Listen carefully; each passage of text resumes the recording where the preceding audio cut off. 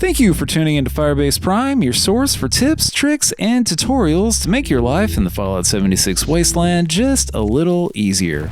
Tune in every week as I take a deep dive into new Fallout 76 topics, and make sure to subscribe and ring the bell if you'd like to be notified when new videos drop. Also, follow me on Twitter and Instagram, where I post updates throughout the week. In today's video, I wanted to go back and add to the channel's first episode, 10 tips for new and returning Fallout 76 players. Today, I'll provide 5 additional tips, some accounting for new content that's been added over the last year, and others covering topics that didn't make the first list. With countless changes already on the roadmap for 2021, I'm sure this is the first of many supplemental videos, but without further delay, let's get into it.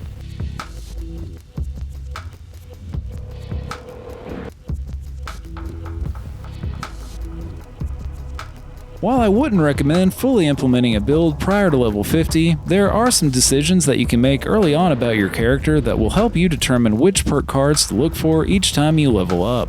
Knowing the perks that you'll need up front gives you a roadmap that you can use to make every level up count, instead of your character amassing a random assortment of perks that you'll just end up scrapping later on. Arguably, the biggest decision that you can make early on is nailing down the type of weapon that you want to specialize in so that you can begin collecting the perk cards that you'll need to ultimately maximize your damage output. For example, if you know that you're going to be specializing in automatic rifles, you can begin optimizing your character by acquiring and ranking up the commando perk cards as they become available, as well as other rifle-related perks such as Tank Killer, Tormentor, and Longshot. On the other hand, if you intend on specializing in one-handed melee weapons, you'd instead look for the Gladiator perks, as well as Martial Artist, Incisor, Overly Generous, and Blocker. The cards that you'll ultimately need vary by weapon, so focusing on a weapon early on is important if you want to have your perks in order by level 50. While this may initially seem a bit overwhelming, there's thankfully a great tool available for helping you plan out a roadmap for selecting your perks. At nukesdragons.com, you can use the Fallout 76 perks database to determine exactly which cards you'll need. To get started, head to the database page and scroll down to the weapons damage section. Another decision that you can make early on is whether or not you'll be using mutations.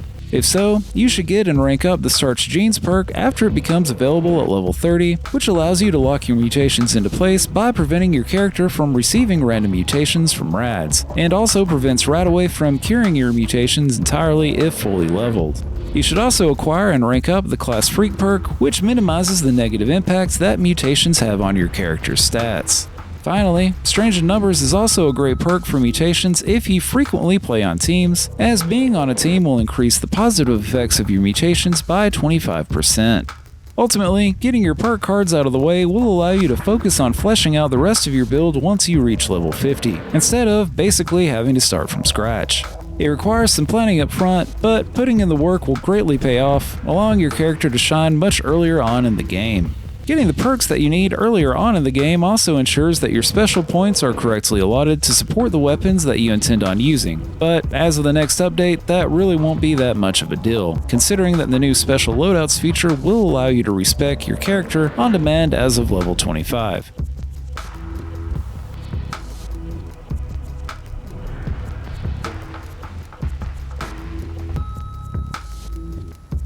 With last year's Wastelanders update came a new storyline that, once completed, unlocks the new gold bullion currency and several new plans that can be purchased with it. These include plans for items such as the Gauss minigun, T-65 power armor, Secret Service armor, Armco ammunition constructor, and the plasma caster, just to name a few. You won't have access to this currency, however, until you complete the Wastelanders questline, nor will you earn treasury notes from public events, which you can trade in for up to 200 gold bullion per day. This means that you can't even begin working towards many of the game's best items until you've completed Wastelanders, so it's definitely something that you should be proactive about completing instead of putting off. With that being said, I would still take the time to play through the story quests for each faction up until having to choose a side. Doing this will help you quickly increase your reputation with both factions, which is important considering that many of the new plans only become available for purchase after reaching certain reputation levels with each faction. Playing as far as you can with both factions also ensures that you get the rewards from each faction. This includes plans for the Chinese stealth armor suit from Foundation, and plans for the Steel Mill T-51B helmet paint from the Raiders. To To begin the Wastelanders questline, head to the Overseer's new home in Sutton once you've reached level 20 and talk to the Overseer to get things kicked off.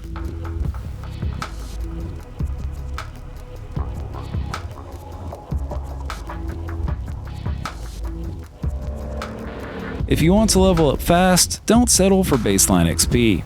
Instead, combine consumables, perks, sleep, and public teams to maximize the amount of XP that you gain. When it comes to consumables, there are many different food items that you can use to increase XP gain. These include cranberry juice, cranberry cobbler, tasty squirrel bits, cranberry relish, and canned meat stew, all of which provide direct XP bonuses. You can also get XP boosts from consuming simple aster tea, brain fungus soup, steeped potato flower tea, steeped aster tea, broiled scorched beast brain, and brain bombs, all of which increase your character's intelligence. You can also use the leader bobblehead, which provides plus 5 XP for an hour, and the intelligence bobblehead, which provides plus 2 intelligence points for an hour. Finally, if you're on a team, you can read issue 8 of Live and Love to gain plus 5% XP for a limited time. When it comes to perks, two specifically stand out. The first is the Inspirational perk, which, if fully leveled and equipped, will provide you with 15% more XP when playing on a team.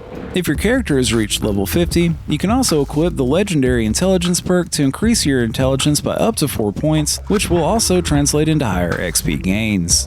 When it comes to sleeping, doing so will grant you the Well Rested buff, which provides plus 5% XP for 1 hour. If you've romanced your current in-game companion, however, you'll instead receive the Lover's Embrace buff, which provides the same 5% XP increase, but for 3 hours. Finally, a great way to get extra XP is to join a public team. The type of team to join depends on what you're going to be doing. For example, if you plan on primarily sticking to events, joining an events team will provide between 25 to 100% additional XP for completing events. If you plan on farming legendaries, joining a hunting team will provide the same buff for legendary kills. If you plan on grinding through daily ops, joining a daily ops team will provide between 25 to 100% additional XP for completing each op. And finally, if you plan on doing a mix of things, joining a casual public team will provide between 1 to 4 additional points of intelligence. The bonus received from joining a public team is determined by how many other players are on the team and are fully bonded with you. So make sure to find a full team with low turnover to maximize your bonus.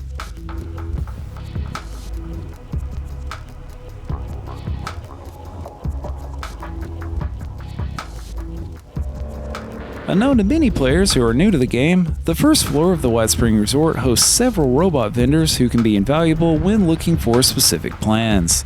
Between the different vendors, you'll find plans for a majority of the game's weapons, most of the recipes for food and drink, several plans for camp utility items and decor, and plans for all power armor mods, except for ones for T65, X01, and Ultrasight. While many vendors sell common items that can be found across the map, a few of them stand out. In the newsroom, you'll find the Responder vendor, who sells plans for several camp items, weapons, armor mods, and mods for the Excavator power armor. In the Creekside Lodge shop, you'll find Cunningham and the Brotherhood of Steel vendor. The Brotherhood vendor offers plans for several camp items, weapons, and mods for the T45, T51B, and T60 power armor. In Le Grand Gourmet, you'll find Antoine, who offers several cooking recipes. In Black Powder, you'll find Flintlock and the Raiders vendor. Flintlock offers plans for black powder weapons and the Revolutionary Sword, while the Raiders vendor offers plans for several camp items, weapons, armor mods, and mods for the Raider power armor. In the White Spring Spa, you'll find the Free States vendor, who offers plans for several camp items, weapons, and armor mods. In Aram, you'll find the Shopping Mall vendor, who also offers plans for several camp items, weapons, and armor mods. And finally, in Studio 58, you'll find Pendleton, who sells plans for several camp items, including various plans for decor from the White Spring Resort. The White Spring vendors are a great resource if you need to quickly find a plan or recipe. However, I would caution against relying on them exclusively, as you can often find many of the same items in player vending for substantially less caps. And when it comes to power armor, many players also sell mods in actual mod form. It ultimately comes down to how many caps you have and if you're willing to spend them on convenience, and in the case of mods, whether or not you actually want to craft them more than once. Still, it's definitely a place to check out.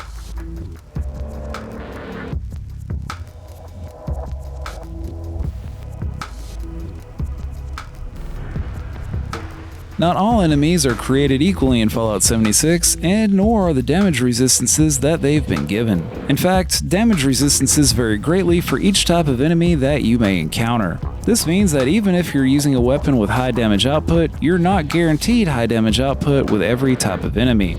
For example, a fat man can often be used to quickly clear out multiple enemies in a single shot, inflicting upwards of 1000 damage to each enemy caught within its large explosion. However, taking the same weapon and using it against one of the game's in-game bosses, such as the Scorchbeast Queen, will cause dramatically less damage, as the Queen has a much higher energy resistance than most other enemies. While the Awareness perk will provide you with the damage resistance for any enemy that you look at in VATS, a quick way to see how much damage that you're actually causing an enemy that you've engaged is to simply turn on damage numbers for Adventure Mode. To do this, open up the map and head to the in-game menu, navigate to Settings, and then to Display. Find the option labeled Show Damage Numbers, Adventure, and turn it on. Now, a number showing the exact damage caused by each hit that you make will be overlaid at the location of that hit on an enemy. Being able to see damage output in real time will allow you to quickly determine whether or not your equipped weapons are good options for the types of enemies that you're fighting, and over time can help you optimize your loadout for participating in specific encounters. That's it for today's video. I hope these tips help you in your journey through the Wasteland, and would love to know any tips that you'd add to the list in the comments down below. Make sure to hit the like button if you found this video helpful, and while you're at it, also hit the subscribe button and ring the bell to stay up to date with new content as it's posted. I'll be back this weekend with a new resource grind, but until then, and as always, for the Enclave.